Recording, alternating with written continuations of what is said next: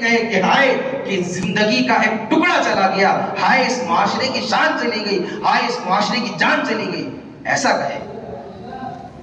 جینا ایسا ہو کہ اس کے جینے پر بھی لوگوں کو فخر ہو، اس کے جانے پر بھی لوگوں کو افسوس ہو، کفے افسوس ہو، اس کا متبادل تلاش کرنے کی کوشش کریں، نہ مل پائے۔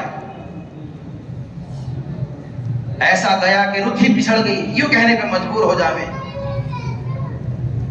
اور کمال کی چیز یہ ہے کہ جس نوجوان نے کبھی زندگی کے اندر کچھ کمایا نہیں ہو، جس نے اپنے لیے کوئی مستقبل کا انتظام نہیں کیا ہو، اس کو بھی جہیز میں جہاز چاہیے، اس کو بھی جہیز میں جہاز چاہیے۔ ان چیزوں پر پابندی نہیں، بہت شدت کے ساتھ قدم اٹھانے کی ضرورت ہے، بہت شدت کے ساتھ آگے بڑھنے کی ضرورت ہے، بہت سختی کے ساتھ آگے بڑھنے کی ضرورت ہے۔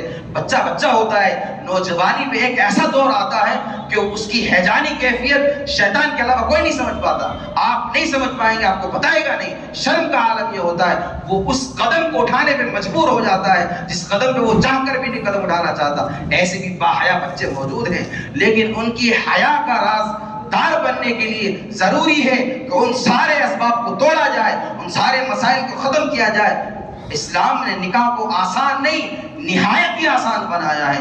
زنا کو مشکل نہیں، مشکل ترین بنایا ہے۔ زنا کی سزائیں اتنی سخت نہیں، سخت ترین بنائی ہیں کہ دیکھنے والا سوچنے پر بھی اس کے ذہن میں یہ بات نہ آ جائے کہ میں کس طرح قدم اٹھا دوں زنا کے لیے۔ آپ سوچ کر دیکھیں ذرا، ہمارا معاشرہ کمال ہے۔ افسوس کی بات یہ ہے کہ جمعے کا دن ہوتا ہے، ایک تو سمجھنے کی ضرورت محسوس نہیں کرتے، دوسری چیز یہ ہوتی ہے کہ جو سمجھانے والے ہوتے ہیں ان کے پاس جانے کی ضرورت نہیں محسوس کرتے۔ اور جمعے کا دن ہے جب خطبہ مکمل ہونے لگے گا، جب آئیں گے نمازی۔ آپ سوچ کر دیکھیں، یہ ترغیب کون دے گا؟ چند بیچارے بوڑھے جن کی زندگی نکل گئی، ان کو جائز کے مسائل بتائے جائیں گے؟ ان نوجوانوں کو ترغیب دینی تھی۔ یہ نوجوان آتا ہے جب خطبہ مکمل ہو گیا، جب اللہ اکبر کہتے ہیں۔ ترغیب دینے کا کام ہمارے، سمجھانے کی ضرورت ہے۔ بتائیں کس کے لیے بیان کیا جائے؟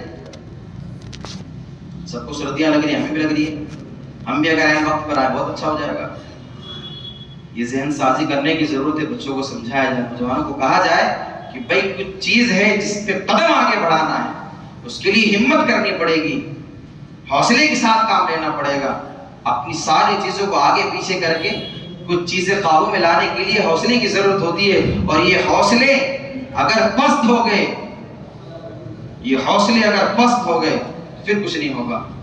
اس لیے حوصلوں کے ساتھ اللہ مجھے بھی عمل کرنے کی توفیق عطا فرمائے، آپ کو بھی خوب عمل کریں۔